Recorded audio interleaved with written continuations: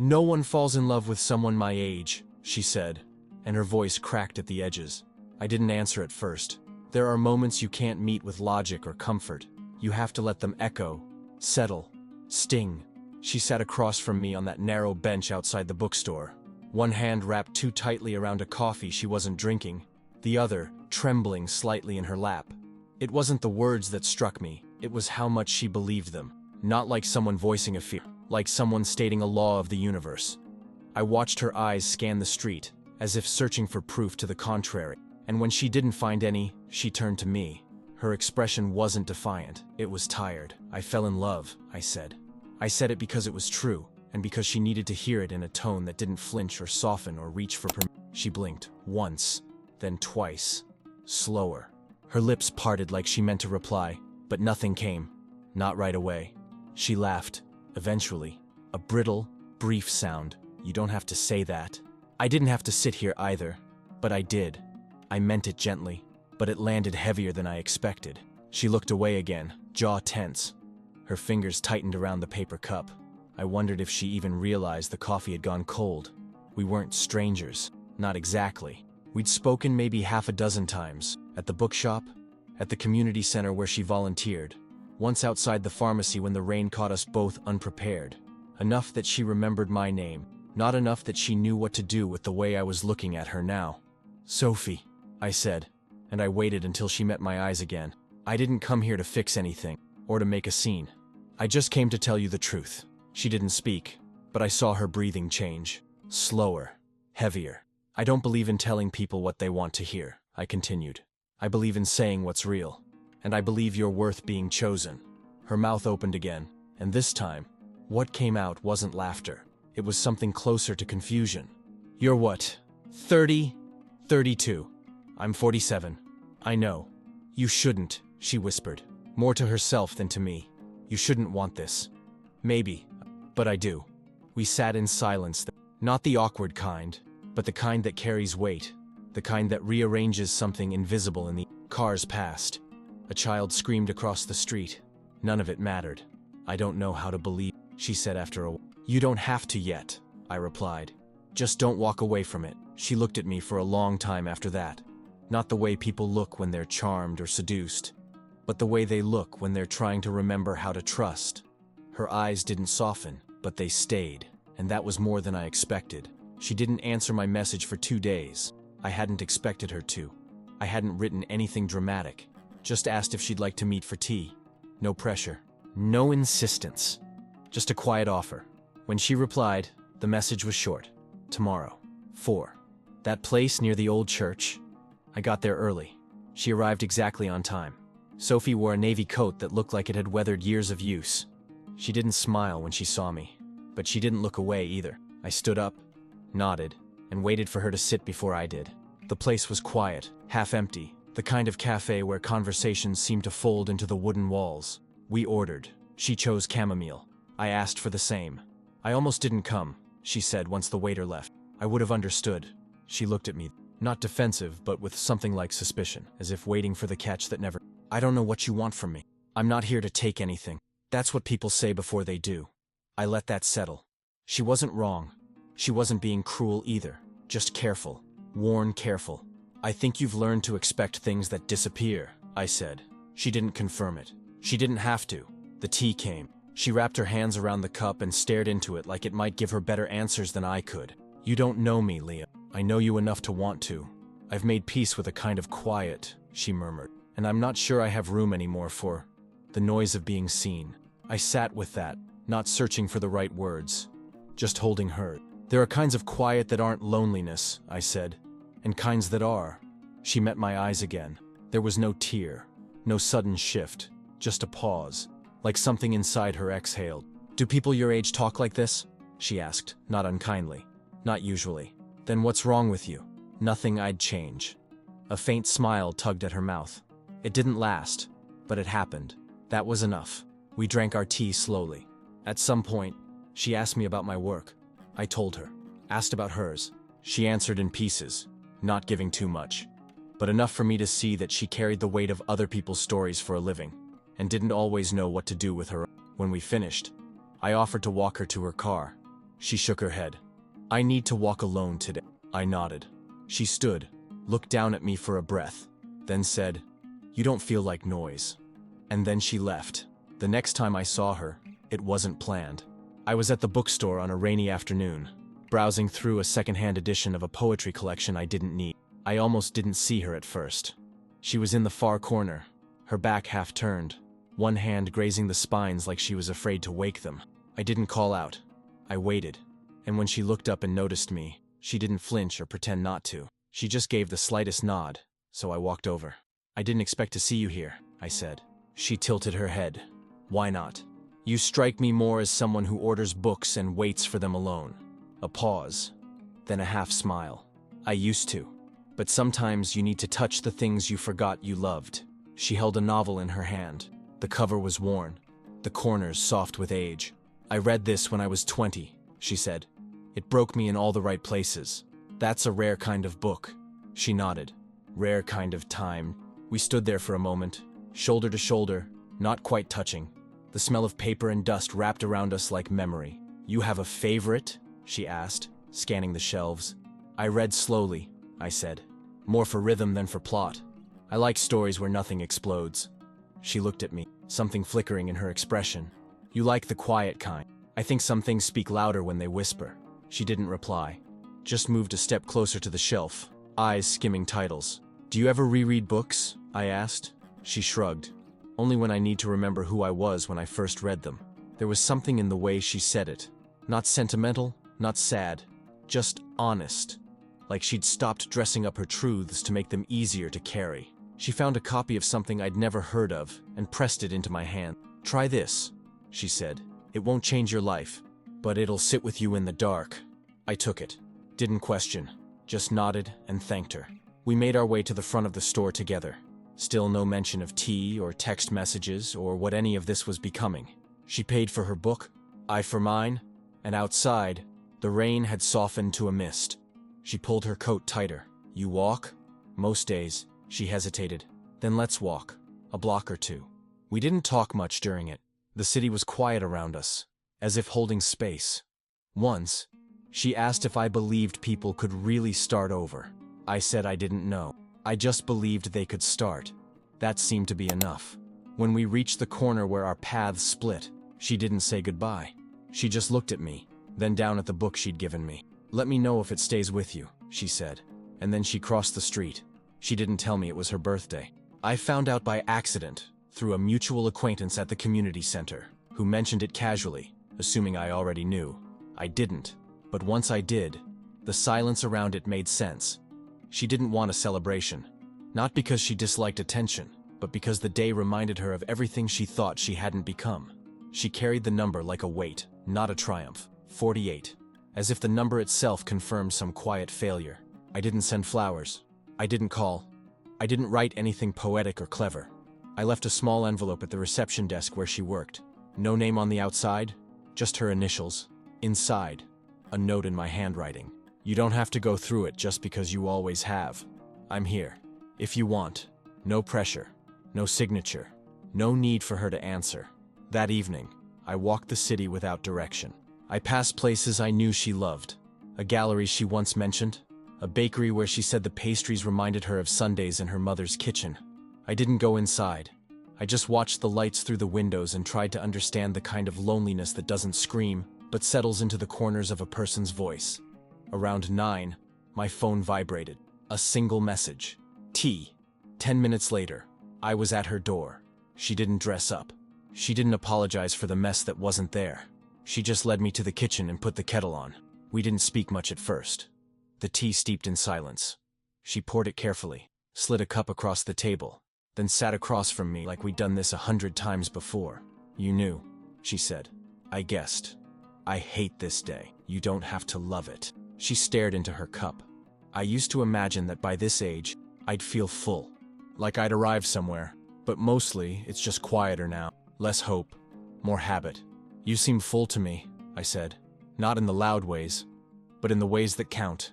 She didn't respond, just kept her eyes down. "I'm not trying to fix you, Sophie," I said after a moment. "I'm just not leaving." That made her look up. "Why?" she asked, not accusing, just tired. Because you matter to me, not for who you were or who you thought you'd be. Just for who you are when you're pouring tea in silence and forgetting to celebrate yourself. A tear slipped down her cheek before she could stop it. She didn't brush it away. She let it fall, like something inside her finally gave permission. I didn't ask for this, she whispered. I know. And I don't know if I can give anything back. You don't have to, I said. Not now. Maybe not ever. We sat there until the tea cooled, and the silence turned warm instead of heavy. Eventually, she stood and opened a cabinet, pulled down 2 plates, cut a small piece of cake, store-bought, plain, and placed it in front of me without a word. We ate it together. No candles, no wishes. But something had shifted, and that was enough. I never learned how to do grand gestures, but I understand the weight of small ones. The kind that arrive without noise, without a ribbon, without the need to be understood by anyone but the person they're meant for. The mug wasn't expensive. White, slightly chipped at the rim, with her name printed in deep blue cursive. Sophie. Not elegant, not flashy. Just quiet, familiar. I'd found it in a corner shop on my way to the library, and for reasons I didn't explain to myself, I bought it without hesitation. It reminded me of her. Not because of the name, because of the feeling it carried. Useful, solid, unassuming. I left it on her desk at the clinic, just before opening hours. No note, no explanation, just the mug, clean and waiting, placed carefully beside her stack of books and the worn leather journal I'd seen her write in more than once. She didn't mention it for 3 days. Then one evening, I received a message. No greeting, no emojis, just a photo. The mug, filled with tea, resting on her windowsill. The caption read, "It feels like mine." That was all she said, and everything. After that, the air between us changed, though nothing visible shifted. We didn't start talking more often, or meeting every week. We didn't define anything, but she began to let things slip. Details, glances, long pauses she no longer felt the need to disguise. One night, as we sat on a bench near the park, she told me she'd stopped buying mugs for herself after her divorce. Said she always drank from the same one, chipped and dull, out of habit, or maybe punishment. I didn't say anything, just looked at her until she added, "I didn't realize how much I'd made myself small." "You didn't," I said. "You just got used to not taking up space." She glanced at me like she wanted to argue, but didn't. Instead, she looked down at her hands and whispered, "Sometimes I forget how to belong." "You don't have to remember everything at once," I told her. The silence that followed wasn't heavy. It wrapped around us, soft and intact. The kind of silence that lets something settle where it's safe. Later that week, I found another message from her. Brief, as always. "Tea, tomorrow." I said yes. Of course I said yes. When I arrived, the mug was already on the table, steam curling from the rim. She poured mine without asking what I wanted. "You always choose chamomile," she said, not quite smiling. "Some things are easy." She looked at me for a long time, then said, "Not everything has to be earned, does it?" "No," I said. "Some things are just given." And she nodded, as if that thought hurt a little, but not in the way it used to. She called on a Sunday morning. No preamble, just a quiet voice on the line asking, "Are you free to walk?" I said yes before she could take it back. We met by the south gate of the park. She wore a gray scarf pulled tight around her neck, eyes hidden behind dark glasses. Still, I could tell something was different. She wasn't guarded. She was bracing.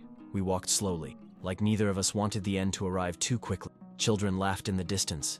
Dogs barked at squirrels. The world moved, unconcerned with whatever she was carrying. "I don't talk about him often," she said, after nearly 10 minutes of silence. "The man before." "You don't have to," I replied. "I know, but I want to." I didn't look at her, just let her voice come and go, easy as the breeze threading through the trees. "He didn't hurt me," she said. "Not in the way people assume. He was polite, intelligent, generous sometimes. But he made me feel like I was a season, something beautiful he expected to fade." I didn't respond right away. There's a kind of truth that doesn't need a reaction. It just needs to be heard. "He told me once," she continued, "that women like me don't get to stay the center of anything for a pause." Then she let out a breath too thin to be called a sigh. I didn't believe him at first, but then I started acting like I stopped asking for things. I apologized for having feelings. I let silence replace arguments, thinking that would make me easier to love. "You're not difficult," I said. "I know that now," she said. but knowing and believing aren't the same. We stopped near a bench shaded by a willow tree. She didn't sit. Neither did I. "You make it hard to hold on to the lie," she said, eyes fixed somewhere past me. "The one that says I'm too late for anything real. I don't want to make anything hard for you, Sophie. It's not hard. It's just unfamiliar." I took a step closer, careful not to close the space she still seemed to need. "You're not a season," I said. She looked at me then, and her voice was steady. "Then what am I?" "You're a constant," I said. "And I don't plan on leaving when the leaves change." She stared at me for a long time, then finally looked away, not to avoid me, but to protect something delicate taking shape inside her. "I don't want to need you," she said. "You don't have to, but I might." "Then let it happen." We walked again, slower than before. She didn't take my hand, but she didn't pull away when our arms brushed. When we reached the other side of the park, she turned to me. "I used to believe people stayed only until they found something easier. What do you believe now?" I asked. "I believe you haven't gone anywhere." And for her, that was as close to hope as she'd ever dared say out loud. She pulled away without warning. No conflict, no harsh words, just a shift in rhythm, like a song quietly losing tempo. The messages came later, or not at all. The silences stretched longer. When I did hear from her, the tone was careful, polite, as if we'd never spoken beneath the surface. I didn't chase her. I noticed the absences, the canceled tea, the missed walks, but I didn't try to fill them with questions. I knew something had shifted, but I also knew Sophie didn't disappear out of cruelty. She receded the way people do when something inside them starts to tremble. Weeks passed. I kept walking the same routes, not out of hope, but out of habit.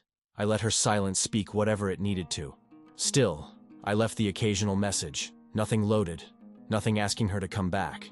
Just a photo of a book she'd once mentioned, a line of poetry she might have liked, a quiet presence, offered without demand. One morning, I passed the cafe near the church, the one where she'd first agreed to meet me.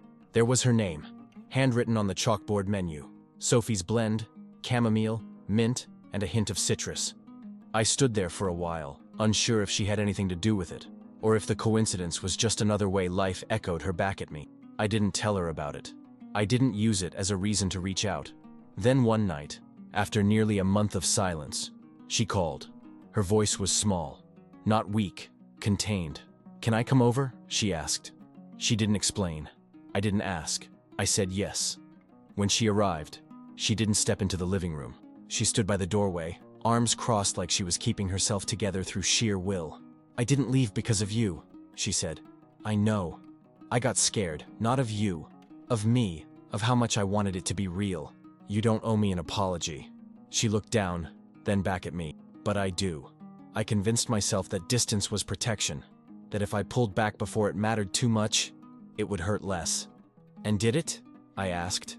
"No." I didn't move toward her. I stayed where I was, letting her decide if this was retreat or return. "I don't need you to fix it," she said. "I just needed to know if you'd still be here." "I am." Her shoulders dropped slightly. A breath she'd been holding found its way out. "I'm not promising anything," she whispered. "I'm not asking for anything." We stood in that stillness, the kind that doesn't rush toward resolution. Eventually, she stepped forward. Not into my arms, not into certainty, just closer. "Enough. I thought love was supposed to be loud," she said. "But maybe it's this, just someone who stays." "I'm not going anywhere, Sophie." And this time, she believed me. Not all at once, but enough to stay. The rain started just after 7. Not a drizzle. Not the kind of gentle rhythm that calms the world, but a downpour, sharp and insistent. I didn't think of her at first. Not until the thunder rolled in, low and violent, the kind that doesn't ask for permission. Then I remembered what she'd told me once, in passing, when we'd stood under the awning of a closed bookstore, waiting for the sky to soften. "I don't do well with storms," she'd said. "Always reminds me of things I'd rather forget." So I went. Not because I thought I could solve anything, not because I assumed she wanted me there, but because some people shouldn't have to sit alone with old ghosts when the sky is falling apart. I didn't call. I didn't knock hard. Just waited beneath her doorway until she opened it, barefoot, wearing a sweater too large for her frame. Her eyes widened when she saw me. Not in fear, in disbelief. "You came," she said. "You left the light on." She glanced over her shoulder. "I didn't realize." I nodded toward the living room. May I? She stepped aside. Of course. I didn't say anything more. Just handed her the book I'd brought, an old favorite of mine, the kind with worn pages and quiet sentences. She took it with both hands, as if it was something fragile. The power flickered, then went out. I hate this part, she said, voice small. You're not alone.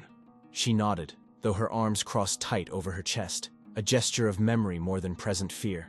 I lit a candle from the drawer she pointed to. The flame was weak but steady. We sat on the couch, side by side, not touching. I used to hide in closets, she said. As a kid, whenever the storm got bad, I didn't ask what made it worse, whether it was the thunder outside or the silence inside the house. Sometimes, she added, I still feel like that little girl, waiting for something to pass that never quite does. I opened the book. May I read to you? I asked. She nodded. So I did. Not loudly, not theatrically, just enough to keep the dark from growing too loud between us. Her breathing steadied.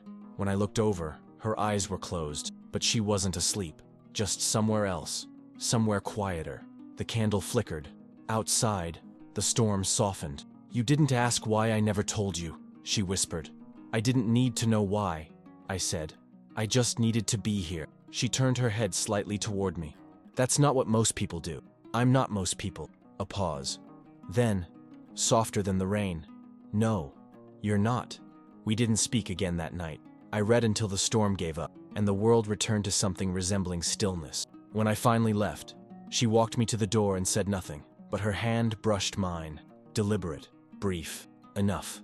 She called in the middle of the afternoon, her voice barely more than Can I see you? That was all. When I arrived, she didn't meet me at the door. It was unlocked, the kind of quiet invitation that says, come in, but come gently. I stepped inside, took off my shoes, and waited. She appeared a few minutes later, barefoot again, her hair slightly damp, eyes rimmed with exhaustion, not from crying, from carrying too much. I almost didn't call, she said. I know. But then I realized I didn't want to not call. She walked past me, into the kitchen, and reached for 2 mugs, the one with her name and mine. A plain one she must have chosen for me at some point without telling me. She filled them in silence. We sat at the table, the air between us thick with something unspoken. She didn't meet my eyes. I'm afraid, she said. Of what? Of needing someone again. Of letting that need live too loudly inside me. I've never asked you to need me. I know, she said. That's why I do. She looked up then, finally, and her gaze didn't waver. There was no softness in it, no plea. Just the raw, stripped truth of someone who'd lived too long building walls that no longer made sense. I've spent years making myself smaller so I'd be easier to leave, she said. And with you, I keep forgetting to shrink. I reached for my mug, let the warmth settle in my hands before speaking. Maybe it's time you stopped disappearing in advance. She exhaled a breath that sounded like it had waited years to be released. You don't know what it's like, she whispered, to be chosen only until someone braver, softer, younger comes along. I know what it's like to be underestimated, I said. To be seen as temporary, but I never looked at you. She didn't answer right away, just stared at her tea like it held some secret. Then, slowly, she reached across the table and placed her hand over mine. Not grasping, just resting, present. You're not afraid? She asked. I am, but not of this. Then of what? Of missing the chance to love someone who finally knows the cost of love. Her hand tightened slightly. Her shoulders dropped. Something in her steadied. I thought I had to be alone to be strong, she said. You're strong, even when you're not alone. For a long while, we didn't speak. The house around us was quiet, but not silent. There was a hum to it now, a presence that hadn't existed before. Something new, something rooted. As I stood to leave, she didn't move. I waited by the door, but she didn't follow. Instead, she said, softly, I think I'll stay this time. And I understood. It wasn't the room she was staying in. It was us. The morning came without rush. Pale light seeped through the curtains, the kind that doesn't demand anything from. I arrived with 2 croissants in a paper bag and no plan beyond being there. She opened the door with sleep still on her face. No makeup, no apology. Just Sophie, quiet and real and wholly present. You brought breakfast, she said. I did. She stepped aside. I entered. The kitchen smelled faintly of cinnamon and old paint. Her mug, the one with her name, was already on the counter. I took out the croissants, placed them on a plate. She boiled water, measured tea leaves by instinct. We moved around each other like we'd done it for years. When we finally sat, she didn't speak.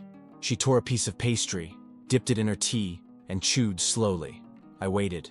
I used to think love was a storm, she said, after a while. Loud, consuming, the kind that left you breathless, even when it was kind.